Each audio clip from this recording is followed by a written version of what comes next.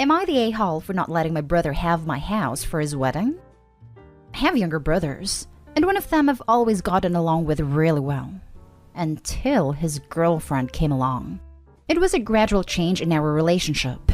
But I think my brother made a mistake of making some fair/unfair comparisons between her and me. For example, I've overheard him and his girlfriend in a heated argument when she was trying to quietly hiss angrily at him for praising his sister's cooking, my cooking, more than her cooking. But it is their relationship, and I haven't ever gotten involved in those niggles, even though I am aware of them.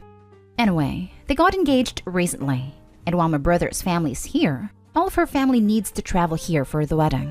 When they got engaged and came over to our house to break the news to us, we congratulated them, and then my brother said that they had something to ask us. His fiancée then asked if we could move out and live with my parents for 3 weeks, while they used our house for her family to stay in, both before and after the wedding. I have a lovely big house that I live in close to the city with my husband and 5 children. Plenty of rooms, pool and gardens which we have spent years establishing. My kids catch the bus to school from here, a 10-minute bus ride, and I work from home, and my husband works about 10 minutes drive away. My parents, on the other hand, live another 40 minutes away on rural acreage. And while we have stayed at their house every now and then with our children, we have never stayed more than a weekend. Anyway, after I got over the initial shock of her request, with my brother just sitting there nodding his head, I said no, it wouldn't be possible, though I would love to be able to help them with their wedding in other ways, and I suggested we could host a family gathering at ours.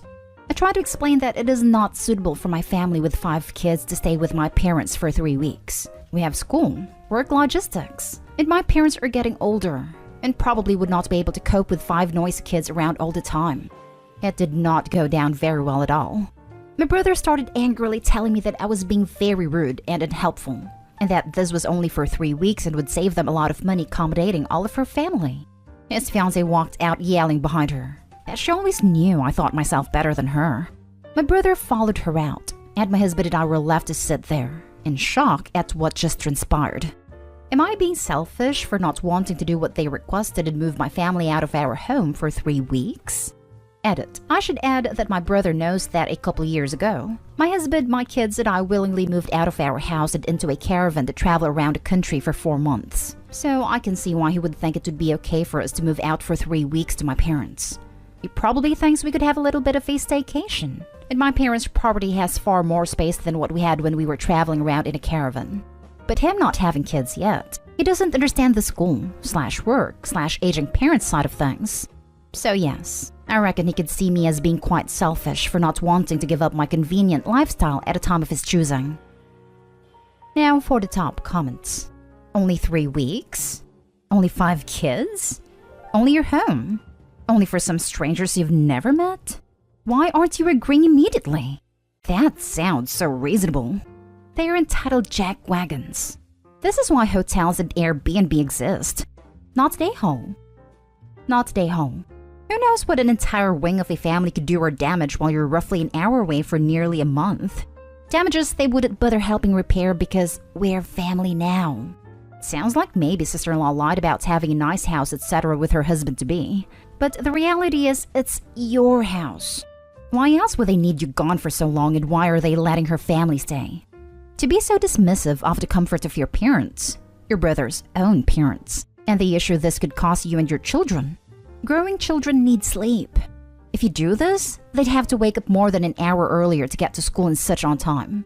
Also in some states, letting them stay for 3 weeks is legally giving them permission to be considered occupants of the house. And you need a heck of a lot of paperwork to evict multiple people.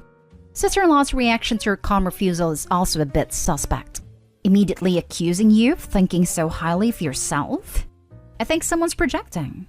Even if they calm down and apologize, don't do it. This is a headache waiting to happen, and you offering to help them in other ways was more than enough. They're entitled. I had the same thoughts about the fiancé lying about the house. She sounds like a peach. Yes, yes, yes on the occupancy issue. Opie needs to check out what the local laws are to have that knowledge in her back pocket. This comment is right on it. Not today home. What the holy hell? Not today home. She has some nerve. And your brother isn't much better. If any more conversation comes up, just tell them no, and there will be no further discussion.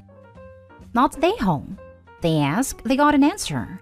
If they had asked if they could live with you for 3 weeks, I could have seen where they were coming from. But asking your huge family to just go and live with your parents because they said so? Yeah, no. Not today home. Since when is your home a hotel anyone else is entitled to use? Besides, I wouldn't do it even if your parents lived down the street. Do you know these people? How can they guarantee that your things would be respected? How are they going to pay for any damage/repairs? Next story. Am I the a-hole for walking out on a bachelorette party when I'm the maid of honor? I went to a bachelorette party in Atlantic City. After a 4-hour drive, the bride, we'll call her Melissa, could not be bothered to get out of her seat and give me a hug or introduce me to the other girls. No one made any effort to get to know me at dinner. When the bill came, the girls said we'd split it evenly, which wasn't fair to me because I don't drink alcohol, and they all ordered multiple drinks. There were 11 girls, and I didn't want to be the only one who didn't want to split the bill. So I ended up having to pay $65 for my $13 meal. Then we went to a nightclub. When we got out around 2 a.m., my ears were ringing so much. I couldn't sleep that night. Despite not sleeping, I got up early Saturday because we were going to an escape room at noon. I made the entire house breakfast so the girls could eat quickly and we could make it on time. But they overslept and we missed it. Then we got brunch, and the ride over was a nightmare. I should mention I was appointed designated driver. Half the girls took an Uber since my car only seats 5 people, and the other half went with me, including Melissa. It was storming in AC, and the streets were flooded. I'm talking water up to my thighs.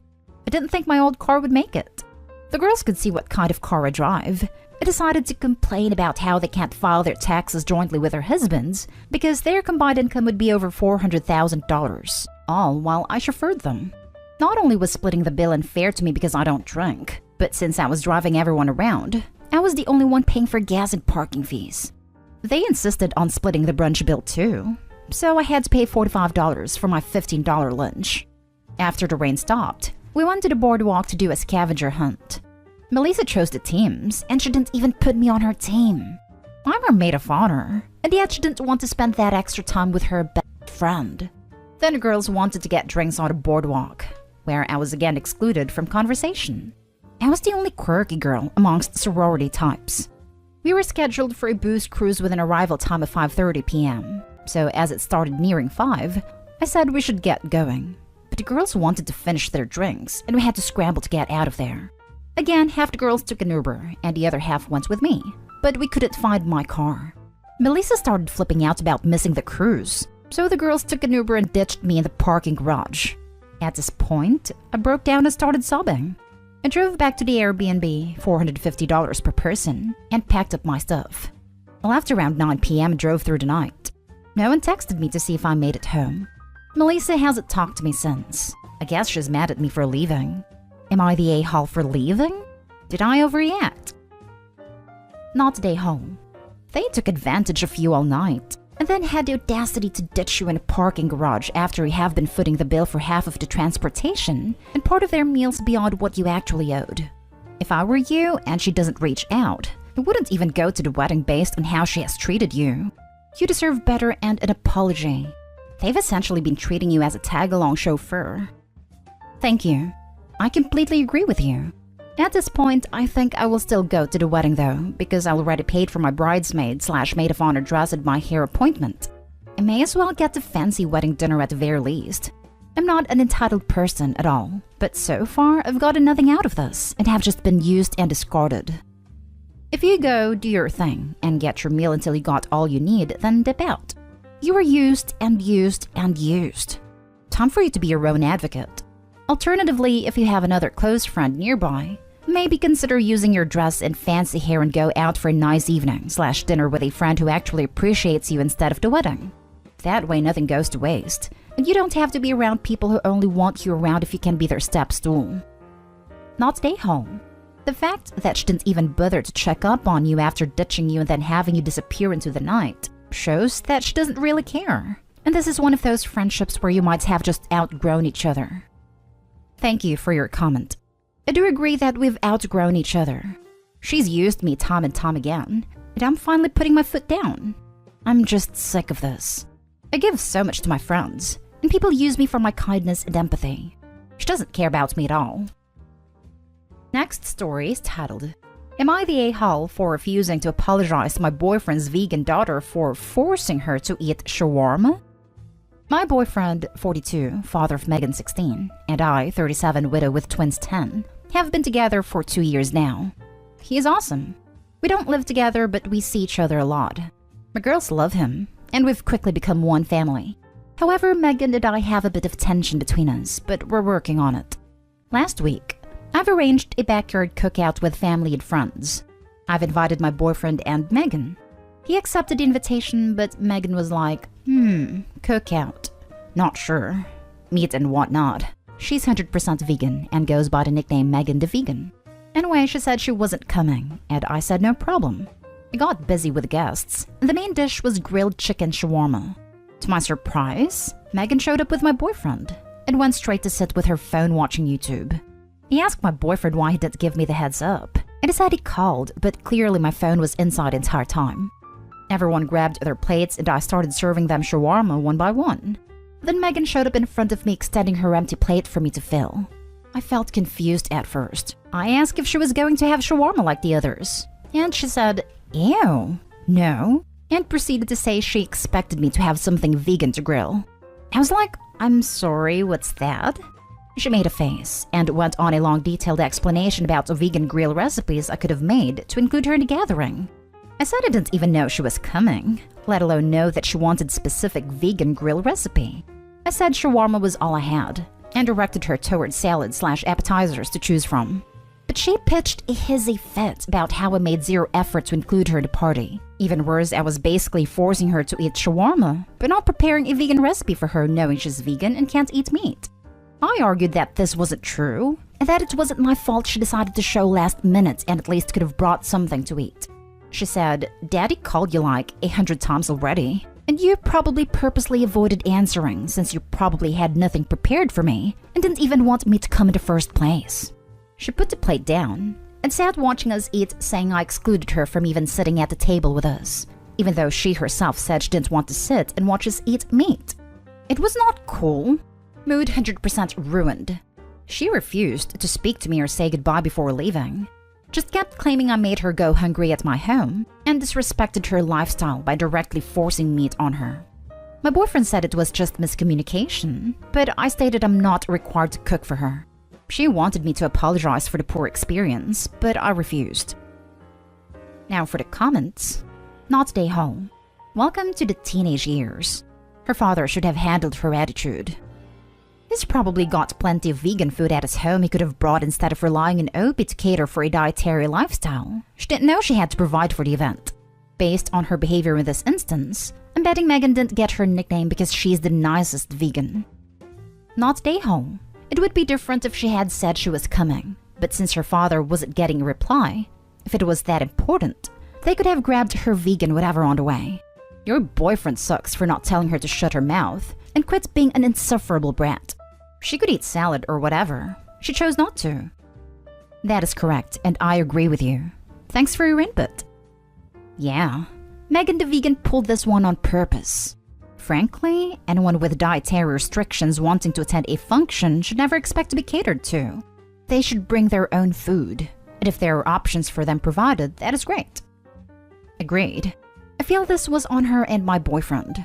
I've never cooked for her before, so I'm not sure why she was expecting me to cook this time. Now for the last story. Am I the a-hole for telling my husband's sister it should be him she holds accountable and not me? This is going to sound kinda crazy, but here goes. I, a 40 female, had a son last year, and I spent the whole time not knowing I was pregnant. My husband and I have tried to have baby for 6 years to no avail. I was diagnosed with endo and PCOS, which we were told would make it incredibly difficult. We tried fertility medication, and it didn't help. After 6 years, we were just too broken by it all, that we took a break and then decided we just needed to focus on being child-free and happy. It was tough, and for years I was so unhappy.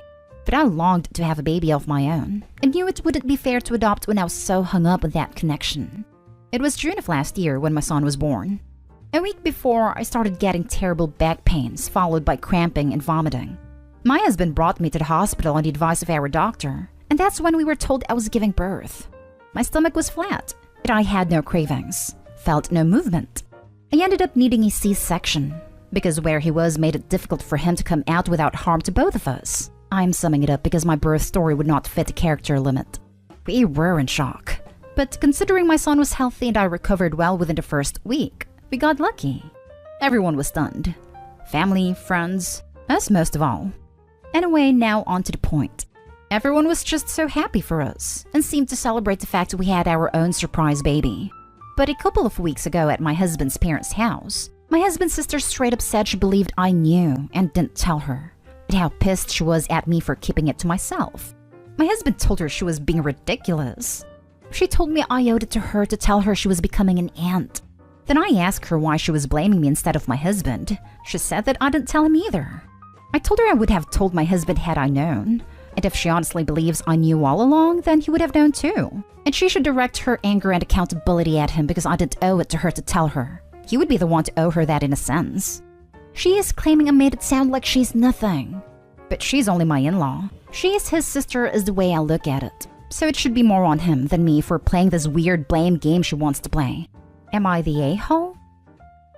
Not the a-hole. She is making this about her when it's not.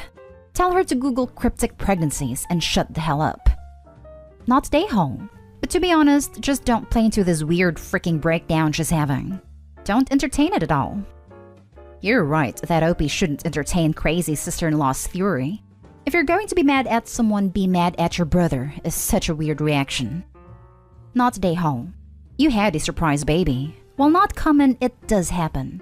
Next time she brings it up, blame her for not telling you that you were pregnant. She'll be all like, what? That doesn't even make any sense. Exactly. We didn't know as much as you didn't know. You owe it to her to tell her she's becoming an aunt. Would have been nice to know you were becoming a mom too. Lol.